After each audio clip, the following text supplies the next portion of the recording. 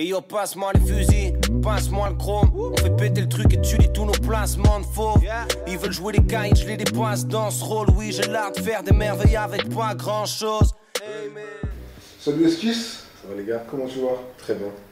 On se voit à l'occasion de la sortie de ton premier EP qui s'appelle GG Aline. Tout à fait, DJ Aline. DJ Aline. Et du coup, je suis parti faire un petit tour sur internet. J'étais un peu intrigué, j'ai tapé DJ Aline sur internet. Yes. Et qu'est-ce que je trouve? Je trouve un mec, alors la première vidéo, hein, je trouve un mec à poil sur scène. Vraiment à poil. Sur ce propre, ouais, à poil. Et qui chie sur alors, le... qu'est-ce que t'en as pensé? Est-ce que ça ça dégueulasse. Ça t'a diverti? Je trouvais ça dégueulasse. C'est dégueulasse, c'est complètement je trouve, ouais, un mec qui chie sur scène et qui se fout ses propres excréments sur le visage, sur le corps. Ouais. Un mec qui s'automutile sur scène, qui se bagarre, qui a droit à des fellations sur scène et tout. Rockstar shit. Voilà. Et je voulais savoir pourquoi t'as appelé ton EP je l'ai appelé DJ Aline parce que ma fascination, enfin si on peut appeler ça une fascination, parce que je suis pas forcément fasciné par DJ Aline, mais ce qui m'interpelle et ce qui m'intéresse chez DJ Aline, c'est pas forcément sa musique ou ses performances scéniques. Ouais. Moi c'est plus... J'aimais bien ce qu'il incarnait, quoi. Un grand taré qui passait son temps à tout envoyer chier. Ouais. Tu vois, j'ai toujours bien aimé les personnages comme ça. Je trouve que ça manque un peu peut-être dans le paysage actuel. Je trouve que la plupart des gens sont assez lisses, tu vois, chez les artistes, tout ça. Et c'est très bien. Moi-même, je me compare pas à Gigi, mais j'aimais bien le côté d'emmerdeur public un peu qu'il avait. Ouais. Tu vois, je trouvais ça chouette d'appeler le projet comme ça. À un moment où je trouve qu'il y a pas mal de rappeurs qui se ressemblent, tu vois, c'était un peu un clin d'œil pour dire ça. Tu dis justement que le rap est trop lisse. Ouais. En quoi qu'est-ce que tu trouves de lisse dans le rap ou les rappeurs eux-mêmes? Ouais, alors là ça devient des considérations très personnelles. Déjà, il faut que je commence par dire dans ce cas qu'il y a plein de trucs que je kiffe, tu vois, dans le rap. Ouais, mais aussi, ouais, j'imagine bien. Mais dans ce que je kiffe pas et dans ce que je trouve lisse, bah je sais pas, je trouve qu'il y a pas beaucoup de... Je trouve que souvent en fait les rappeurs sont dans de la posture, voilà. Je sais pas si c'est un terme qui te parle ou pas, mais ouais. Je trouve que souvent les mecs sont dans un délire, soit c'est un délire de rappeur strictly hip-hop à l'ancienne, machin, enfermé dans son truc, soit c'est je parle de coding toutes les 2 mesures et je fais des sons trippy, machin, cloud et tout, tu vois, mais je trouve que souvent en fait les rappeurs sont dans des caricatures, dans des trucs un peu... Mais ils sont dans des cases, ils n'arrivent pas à sortir de... Ouais, c'est ça, c'est peut-être trop codé, je sais pas. Peut-être toi, tu veux bousculer les codes? Bah, en tout cas, j'ai pas forcément la prétention de bousculer les codes, mais en tout cas, ce qui est sûr, c'est que dans ma musique à moi, j'ai pas envie d'appliquer ces trucs-là. Ouais. Tu vois, vu que ça me fait chier, même en tant qu'auditeur, tu vois, je suis assez difficile. En rap français particulièrement, mais en musique tout court, je suis assez difficile. Donc forcément, après, ça se ressent sur le reste, quoi. Ok. Avant de rentrer dans l'EP, on va revenir brièvement sur ce que tu as fait avec le 5 majeur. Yes. Où il y avait Fix Pencil, Nekfeu et Glam. Qu'est-ce qu'il en est aujourd'hui du collectif 5 majeur? Yes, c'est une question qui revient souvent. En fait, si tu veux, nous, ce qu'il faut savoir, c'est que on n'a jamais... Enfin, tu sais, ça paraît bizarre pour les gens et tout, mais genre 5 majeur, c'est un truc qui a été vraiment hyper... comment dire?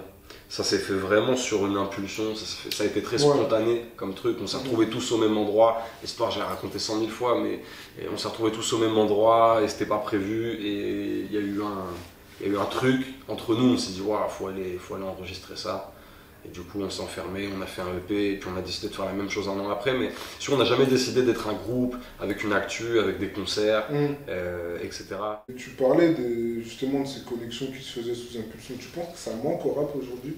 Du côté spontané du truc? Du côté spontané du genre, sans citer de nom, mais genre deux artistes qui d'un coup se réunissent et font un EP commun. Genre. Yes. Ah, ça ouais, les projets de collaboration, ça je trouve ça hyper lourd. C'est vrai que ça fait longtemps. Moi je me rappelle quand j'étais ado, il y avait un projet de Danilan et Olkari. Ouais.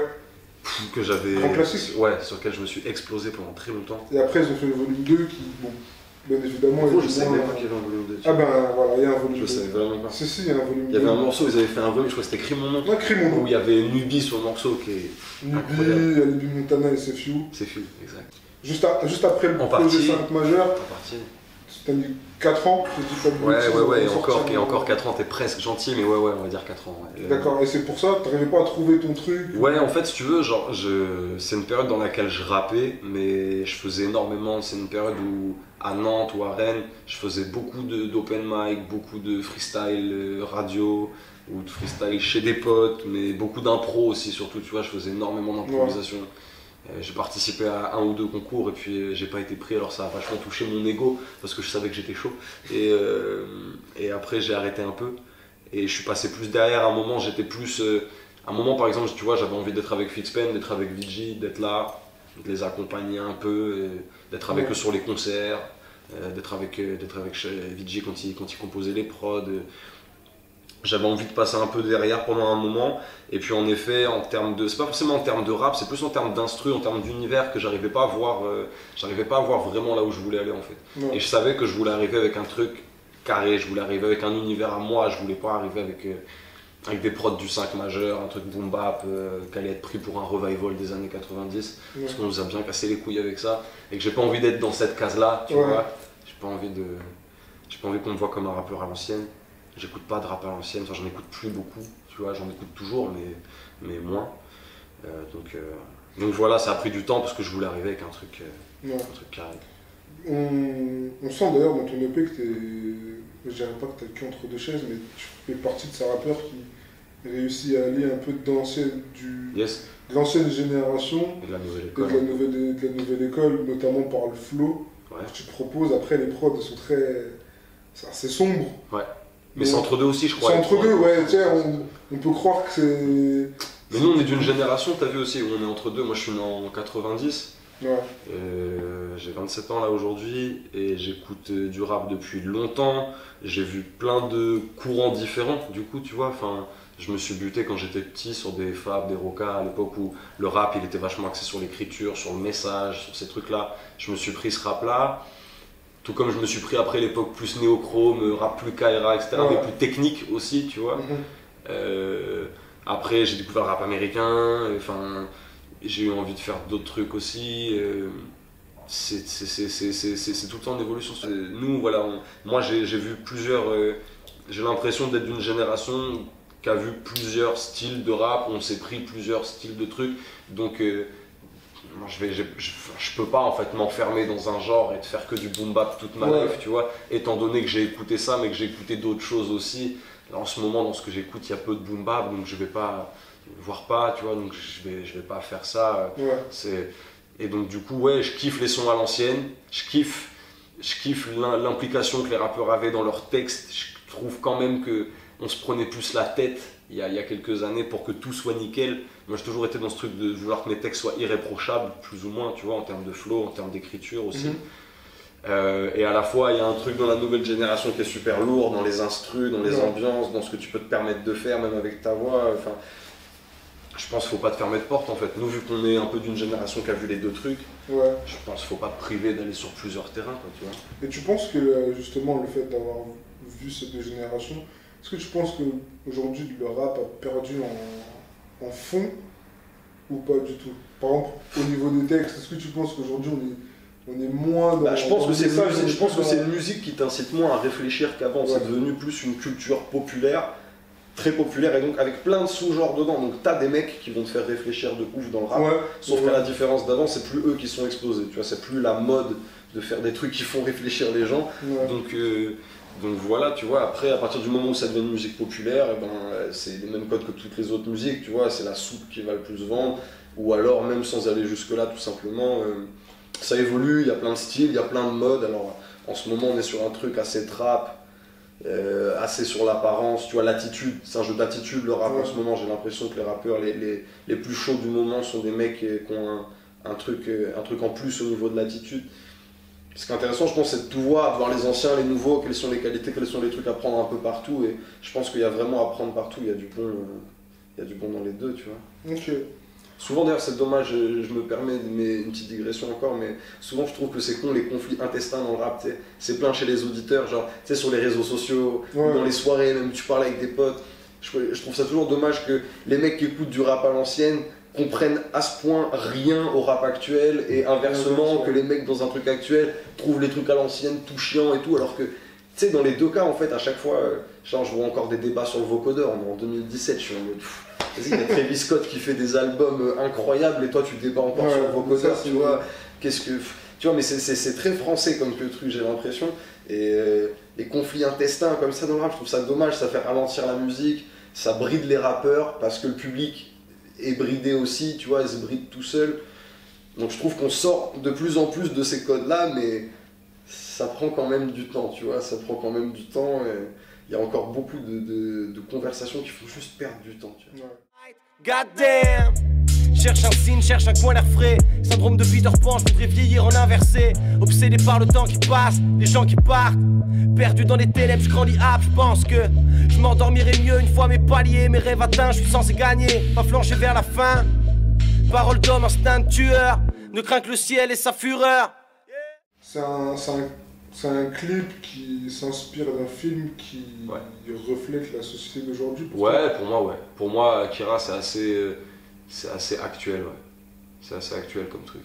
Après, c'est aussi, ça traite de trucs qui sont des problématiques très propres aux Japonais qu'on n'a pas connues. Ça traite de la bombe atomique, etc. Ouais. C'est un film qui a été fait après les saloperies qui se sont passées là-bas avec la bombe atomique. Mais ouais, le côté futur un peu glauque et décadent, je trouve que c'est pas mal d'actualité, tu vois. Ouais, malheureusement. Ouais, c'est comme tu dis. Qu'est-ce que tu prépares pour la suite? Ben écoute, là, un autre EP, on m'a dit qu'on m'attendait peut-être sur un album et tout, mais pour le moment je trouve ça prématuré. J'ai l'impression surtout qu'en fait personne n'écoute les albums, comme on en parlait tout à l'heure hors interview. Ouais. Je pense que la plupart des gens même matent les clips. C'est un peu triste quand t'es musicien, mais je pense que c'est le cas. Donc pour le moment j'ai plus envie de bosser des petits formats, de bosser des EP où je me casse vraiment la tête sur 6 titres pendant 6 mois plutôt que de passer 2 ans, 3 ans à essayer de faire un album. Moi par rapport au rythme que j'ai en écriture, ça me prend trop de temps de faire un album. Donc pour le moment je préfère faire des petits formats, essayer des trucs, tester des trucs. Ça va plus vite, ça me permet de toucher à plusieurs trucs, d'explorer un peu. Pour le moment j'ai envie de faire ça, tu vois, j'ai envie de tester différents trucs sur le prochain projet. J'ai envie de pousser certains autres délires que j'ai fait sur DJ Aline un peu plus loin. Là, voilà, j'explore, quoi, tu vois, je découvre moi-même mon univers en faisant mes morceaux, tu vois. Avant j'étais un rappeur en groupe, je faisais partie du 5 Mages, donc tu crées pas ton univers tout seul, tu le crées à 5. Moi tu vois, là j'ai fait DJ Aline, mais comme je te disais, je m'enferme pas là-dedans, je me réserve le droit de me façonner un univers encore plus grand, encore plus diversifié, tu vois. Donc là je prépare la suite, il y a quelques instrus de côté, quelques textes de côté. Je sais que je vais enregistrer ça au dojo avec Sheldon, qui a réalisé et produit quasiment tout le EP de DJ Aline. Donc vu que ça a très bien fonctionné, on va renouveler l'opération. Et ça va encore être un projet aussi sombre que DJ Aline Je te dis, je voudrais mettre autre chose dedans parce que je ne suis pas que sombritude et tristesse, comme tu le vois. Mais en tout cas, c'est vrai que jusqu'à présent, quand j'écris, disons que c'est ce qui sort le plus facilement, tu vois. C'est ce qui sort le plus facilement. Je suis quelqu'un d'assez anxieux. Et donc ça, c'est des choses intériorisées, c'est pas des choses que les gens, tu vois, voient ou quoi, mais c'est des trucs que moi, du coup, j'ai besoin de cracher dans les morceaux. Donc je pense qu'il y aura toujours un peu de ça dans ma musique. Mais après, non, j'ai pas envie de faire que des sons noirs, etc. Après, je t'avoue qu'il faut pas m'attendre sur de la Zumba ou un morceau ultra ambiançant où je chante sous les cocotiers en te racontant que je m'éclate, tu vois. Il y a peu de chances que ça arrive. D'habitude, je pose toujours la question. Ouais. À chaque fois, je pose toujours la question. Je cale toujours le terme Zumba. C'est vrai, bah tu vois, je l'ai calé. Mais là, tu vois, DJ Aline, comme il n'y a pas de ça, bah, je peux pas le faire en fait. J'étais devancé. Donc j'étais en mode. Non, ça c'est le seul truc que t'es sûr, tu vois, c'est qu'il n'y aura rien dans ces couleurs-là, quoi. Et pourquoi pas de la Zumba sombre? Putain, alors ça ce serait incroyable. Mais je sais pas si je suis mieux placé, tu vois, j'ai aucune culture Zumba, donc T'as pas besoin, y a pas de vraie culture Zumba, tu vois. Mais j'imagine qu'il doit y avoir des artistes, des courants différents, des trucs, tu vois. Pourquoi pas tenter un nouveau délire sur de la Zumba sombre? Putain, gros. Genre ça c'est des gens, mais regarde, il y a Hamza qui tente des trucs là. Hamza il a sorti un projet en mode très. C'est pas sombre. Soca musique, c'est pas Zumba, mais c'est Soca musique. Enfin, c'est pas sombre. Non, c'est vrai. Genre. Tes propos à toi, tes propos sombres, mais sur des prods plus entraînés. Tu sais, les gens dansent, tu sais, le mec danse, mais il fait. Yeah, Non, mais le mec parle de suicide, Et là, il a l'épaule qui bouge tout seul, là. Gadin. Le mec parle de suicide, mais il bouge l'épaule quand même, tu vois. Je vois. Non, mais en tout cas, il y a un truc qui est sûr, c'est que je te dis, j'ai envie de mettre plus de turn-up dans les prochains morceaux, tu vois, clairement. DJ Allin, c'est un truc dans lequel il faut prendre le temps de rentrer. C'est des morceaux, je pense, assez deep. Il y a quelque chose d'assez nerveux et d'entraînant, mais je veux qu'il y ait plus de morceaux de turn-up concrètement sur le prochain projet, tu vois. Je veux qu'il y ait des morceaux capables de retourner la salle, tu vois, juste quand l'instruel démarre.